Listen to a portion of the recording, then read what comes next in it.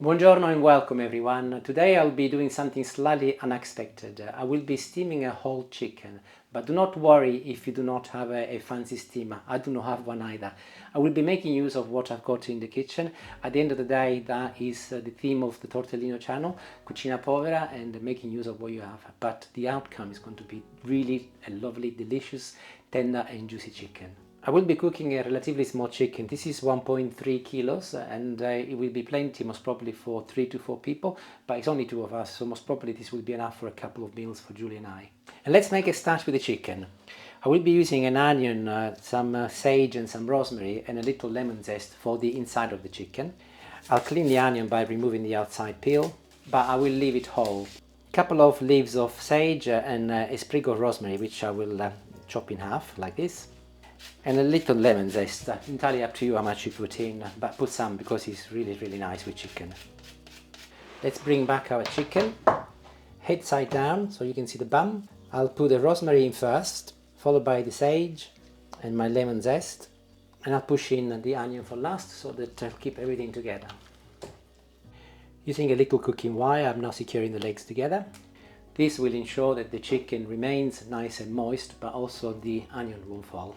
You will also need a relatively large saucepan. In my case this is perfect as my chicken is not very big, but obviously if you've got a large chicken you will need a large saucepan, so you will have to regulate it depending on what you're cooking. In order to steam the chicken I'll need to elevate it from the base, so I will be using either of these three. I've got here a little oven dish, also I've got a glass bowl and another oven dish. But these are a little bit deep and I want it to be relatively shallow. I don't want too much water, so I'm gonna go for the oven dish as it is a little bit smaller in terms of its height.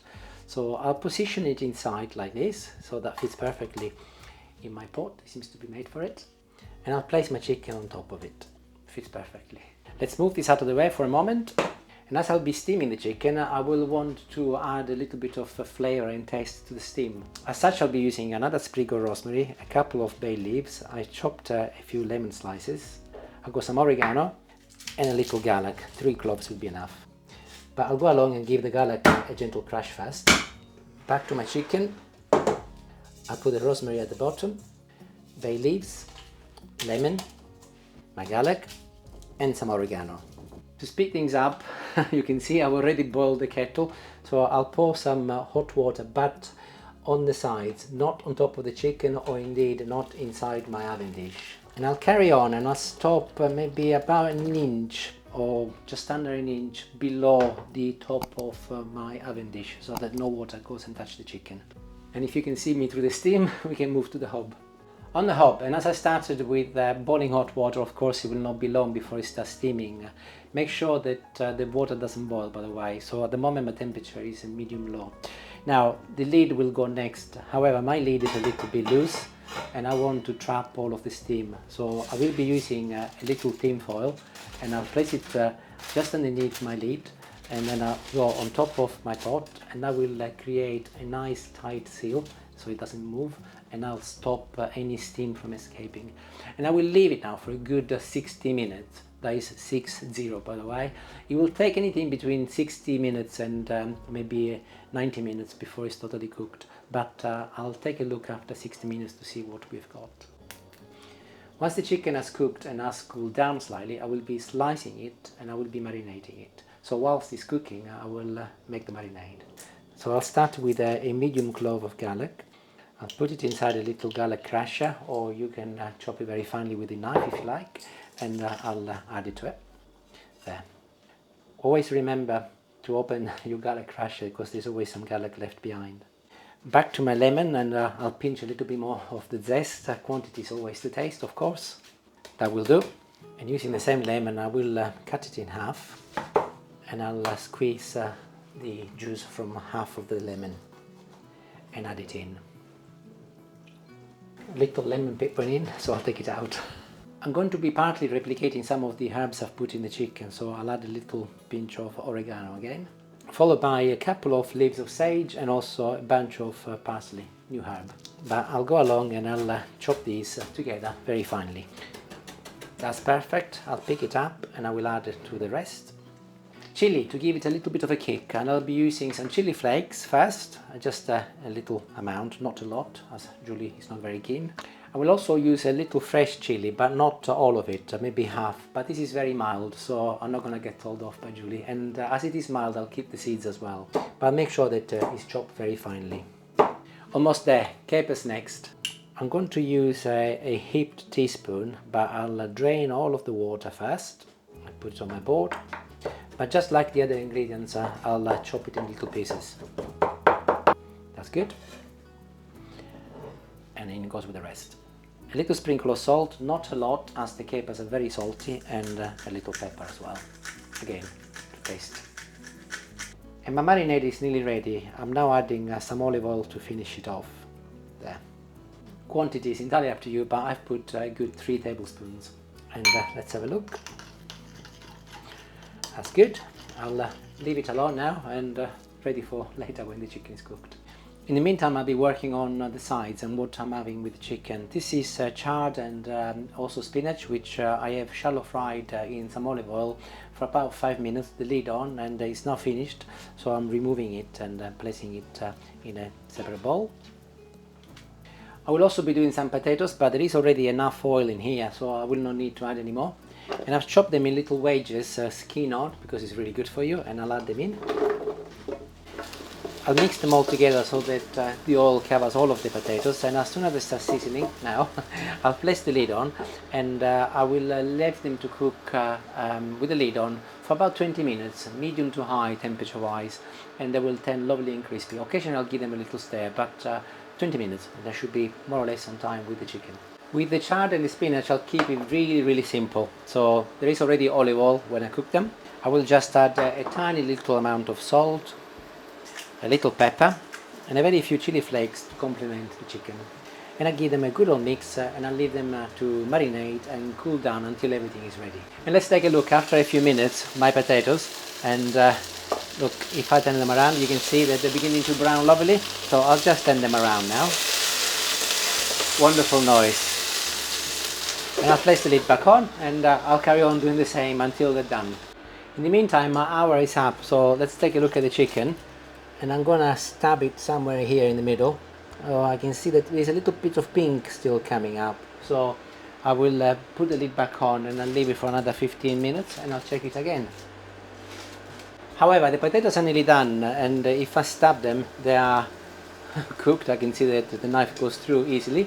So I will leave them for another couple of minutes, but I'm going to add some rosemary, which I've chopped really fine, and also a little bit more chili pepper. This is fresh chili pepper, the remainder from earlier.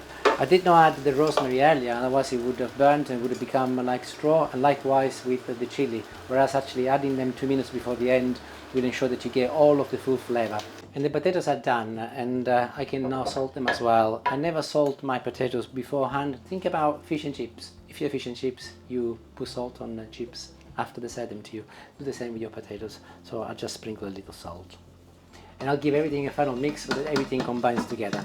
And back to my chicken. After 15 minutes I checked, and there was still a little bit of pink juices coming out. So I left it now for another 15 minutes, and I think we are there. So total cooking time, 90 minutes, an hour and a half. Let's take a look. You can see actually the dye is lovely and brown, and stabbing it, let's have a look. Perfect, lovely and clear juices, so it's done. And I'll pick it up, drain some of the liquid, and place it on a board, and I'll leave it to cool down for about 5 minutes. If you look over here, this is the lovely juice that has been released by the chicken, and it's quite concentrated as well, but also the water is quite concentrated because some of it has evaporated. So I'll keep this, I'll leave it to cool down, and I'll make a lovely soup tomorrow. I'll do a video and I'll show you. So it has been resting for a good 10 minutes now, and I'm going to remove firstly this wire so that I can open the legs. Perfect. And I will also remove all of the stuff I put on the inside, including my herbs. There they are. Oh, the smell coming up is really yummy. I can smell it from outside. And I'll do a little carving next. He's found the biggest knife he owns, look. It's very sharp. And if you look, it's lovely and moist. It's perfect actually. That's the trick when you are steaming a chicken. Make sure that you do not over steam it, otherwise it will dry up. That's wonderful. Let's do some on the other side. It's surprising actually how much meat there is on it. Yes, it's 1.3 kilos. By the way, you've got two options. One is to do exactly what I've done and immediately carve it.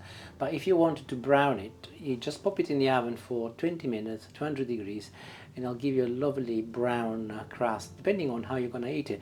Clearly I'm slicing, so it's not that make much difference to me, but be careful not to let it dry after all this work, of course. And I did say at the beginning that this will do us a couple of meals. I will reserve the legs for a snackhead or lunch for tomorrow. I'm sure that they will go down nicely. Back to the marinade next, and I'll just add it to my chicken. And I'm going to be fairly generous with this. Why are you not doing this on the plate? Because I'm going to leave it to marinade here first, and then I'll serve it. And I'll leave it for a few more minutes, another 5 minutes. It will cool down a little bit more, but also the marinade will do its magic with the chicken. In the meantime, my potatoes have cooled down slightly, so I'll place them back on the hob on a gentle heat, number 3, and I will leave them to quickly warm up. And while everything marinates nicely, I'll start putting my plate together. So I'll start with my spinach and chard. Chicken is ready, so I'll place a little chicken beside it. And now that the chicken has been served, I'll add a little bit more marinade on top. It does smell delicious. Potatoes are warmed up again and they can go in as well. And if you like, by all means, you can add a little bit of a marinade over everything, including your potatoes and chard.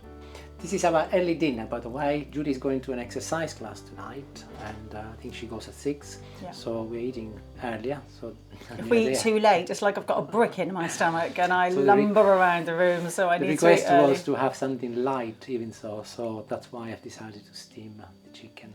Potatoes will give a little bit of carbohydrates to give us some power. Give you some energy. But let's taste it now. And I'll try a little bit of everything. Chicken in here, and some of the green.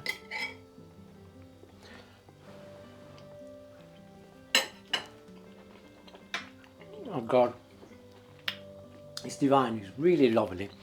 It's got a little bit of spiciness because of the chili I put it in, but the capers give you a little Sicilian twist to the whole dish. It's gorgeous, honestly. Make it, you will know what I mean, and if you do let me know. I would be curious to see what you think. And also it's a considerably cheaper way of cooking, because clearly using the hob is considerably cheaper than using the oven, so you save money. Arrivederci, grazie, buon appetito, and thank you for watching. Ciao.